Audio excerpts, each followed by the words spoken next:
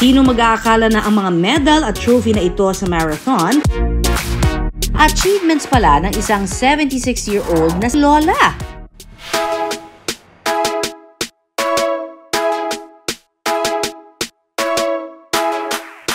Meet Lola Rosalinda Og-Zimmer. Nasa kabila ng kanyang edad, abay, batak na batak pa rin sa pagtakbo. Kwento ni Lola Rosa, hindi naman daw niya maagang nakahiligan ang sports. Katunayan, 65 years old na raw siya nang pasukin ang pagtakbo. Pinilit lang ako ng anak kong panganay, si John, na sumali sa kanila. Kasi sila tumatakbo, isang family sila. Tumatakbo talaga sila. Niyaya niya ako, ayaw ko.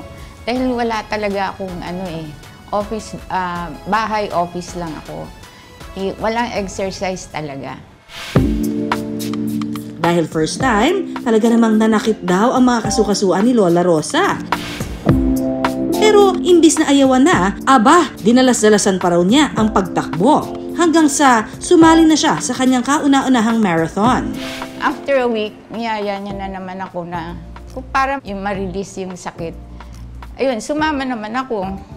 Kasi talagang mapilit yung anak ko eh. Wala nga kasi akong exercise. Tapos yun, hanggang sa marami na kami sinalihan, nagustuhan ko na. Mula sa pagiging 5K finisher, kalaunay sumasali na rin siya sa 10K, 21K, at 42K. Si Lola Rosa, isa ng legit na ultramarathon finisher.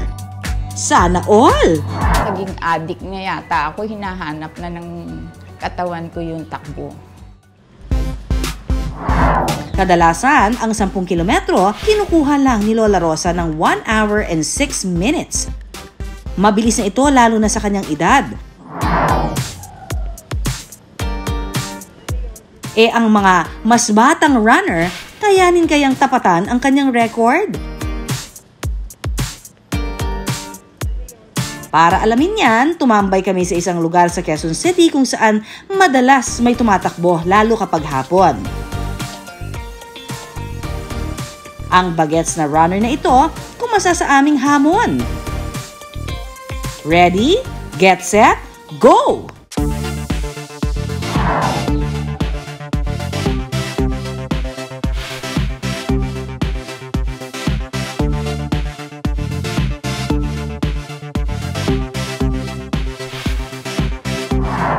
At ang inoras niya sa 10-kilometer run, 1 hour and 30 minutes.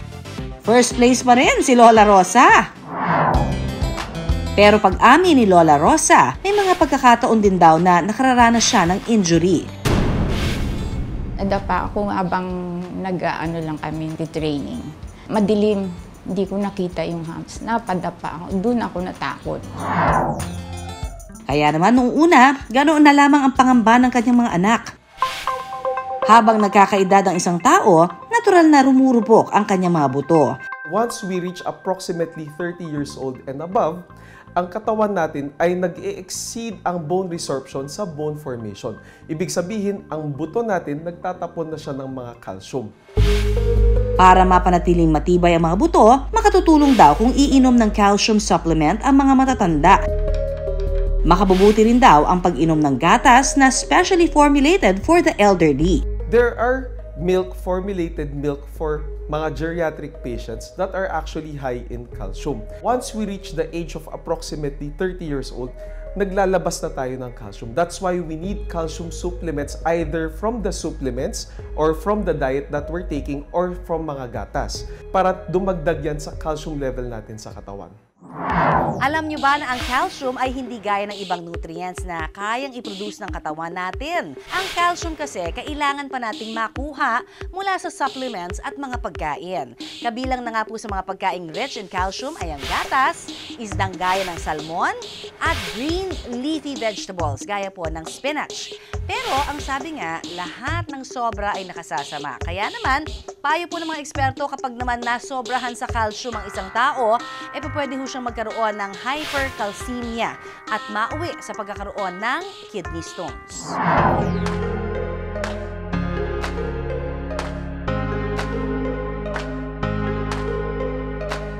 At kung sasabak sa physical activity, dapat may proper stretching at training para hindi mabigla ang katawan at manakit ang kasukasuan.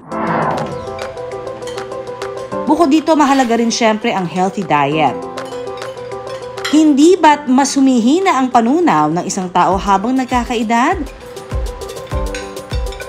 Kaya iwas-iwas na sa mga karne dapat at more on gulay na.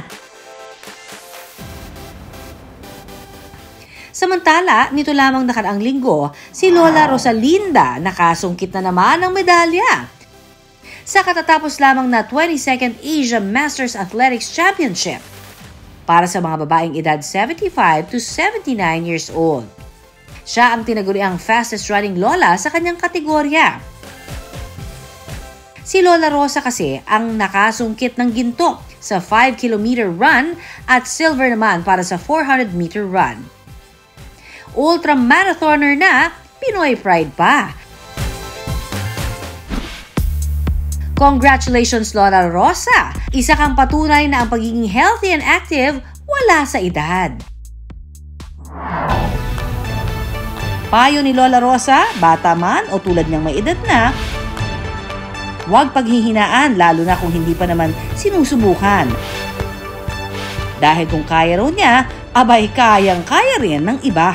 Try mo muna. Kasi ako, kung hindi ko tinry, hindi ko rin aabutin itong pinalalagyan ko ngayon. Hindi ko alam na kaya ko pala.